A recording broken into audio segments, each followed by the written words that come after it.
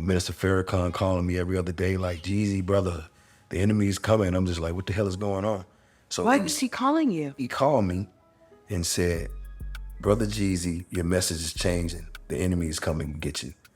I said, with all due respect, Mr. Farrakhan, all my enemies in my neighborhood, I'm not going back there no time soon. He said, no, the enemy. But he was saying was that my message was changing and I was starting to educate my people. Oh, right? wow. And now here comes the enemy.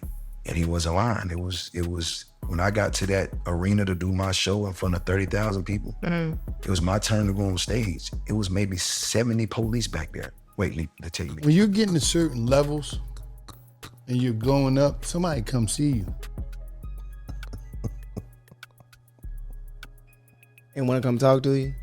Somebody come and see you and to help you go to the next level. A lot of people, you know how you might see somebody that's not that talented or not that funny or whatever, and all of a sudden they be all the way up here and you trying to figure out how that happened.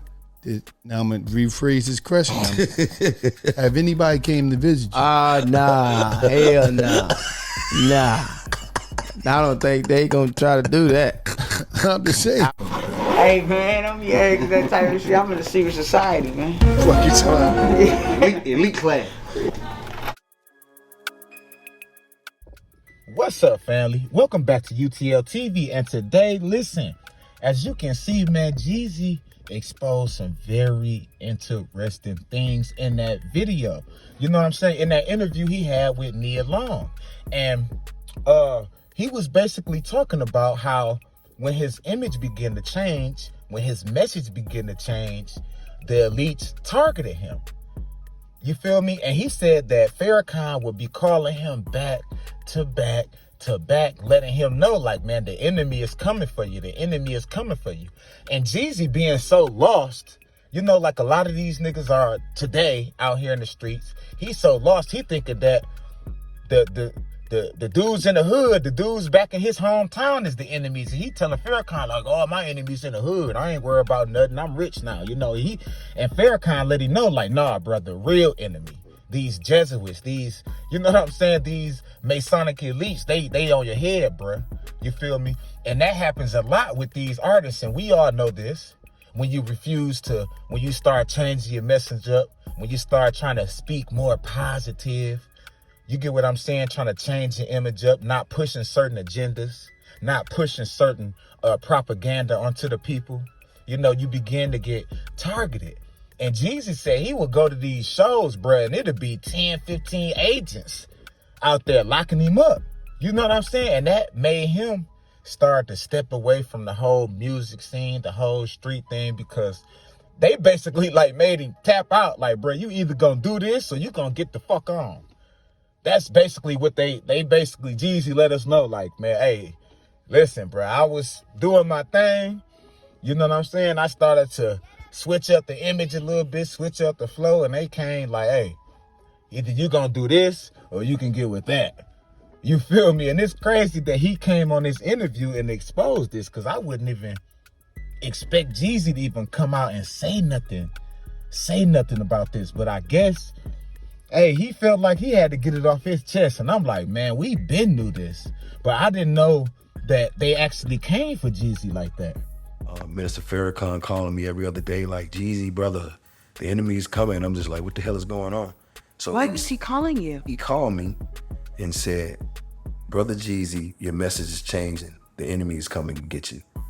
I said, with all due respect, Mr. Farrakhan, all my enemies in my neighborhood, I'm not going back there no time soon. He said, no, the enemy. But he was saying was that my message was changing and I was starting to educate my people. Oh, right? wow. And now here comes the enemy.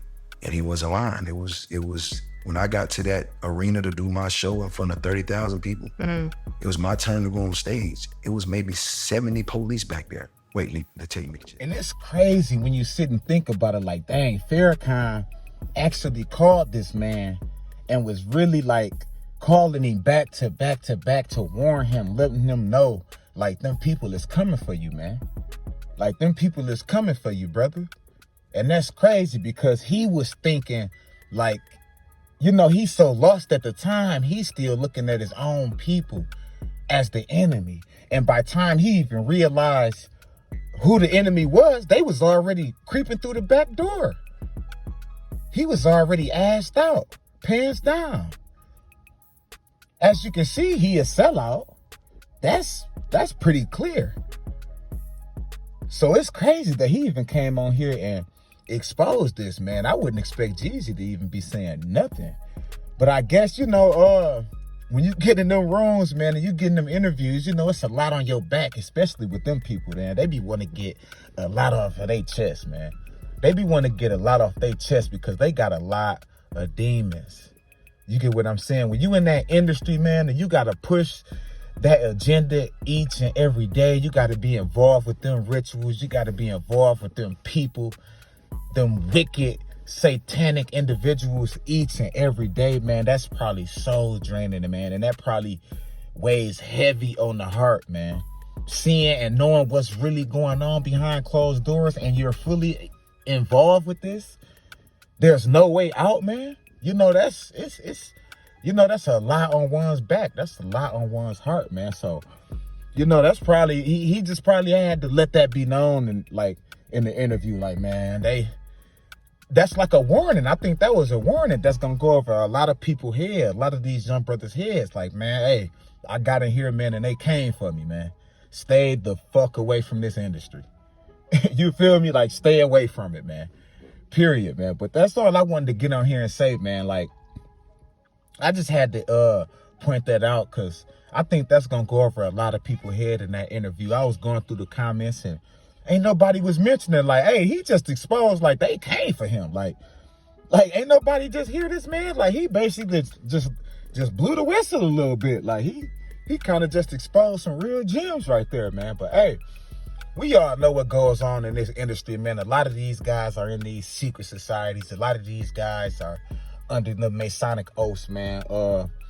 And I guess, man, they actually be pushing down on these guys, bullying these guys into taking them oaths, man. Like, really, like, you know what I'm saying? Putting belt to ass type shit. Like, really, like putting belt to ass, like real Masonic, like gang members. Like, either you do it or you know what I'm saying? Or you do it. Like, and that's crazy. Like, that's why it's just not worth going through that door.